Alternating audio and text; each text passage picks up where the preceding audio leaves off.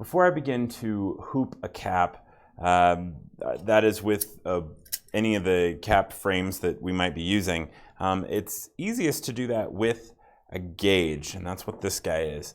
And instead of trying to hold it and do this and with one hand try to hoop a cap, I'm going to attach this to the table. Now, because this is a very nice table that Scott built and I don't want to mess anything up, I'm going to just tape paint sticks around it just to make sure that I am not going to scratch up Scott's table.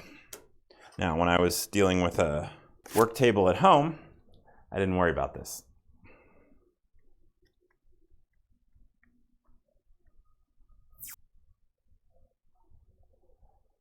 So now I'm going to slide the gauge on. I want to loosen this screw as much as I can to slide this over, and then I can go ahead and tighten that down. So I'm just tightening that screw to hold this in place.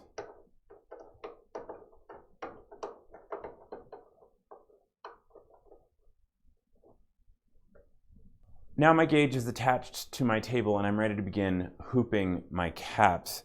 One thing I want to consider when doing this is kind of the height that I'm going to be doing this at. I like to have one about here. So this is a little bit taller. This table was built with taller people in mind. When working with other coworkers who are not quite as tall as myself, they have one on a lower table, and I tend to have one actually attached to a bookshelf in the classroom, just to have it at a height that works a little bit better for me. So make sure that you have one that's at a good working height for you so that you're not scrunched over all the time doing all of this as you're hooping. Make sure that it works well for you for your height, and then you are ready to start hooping your caps.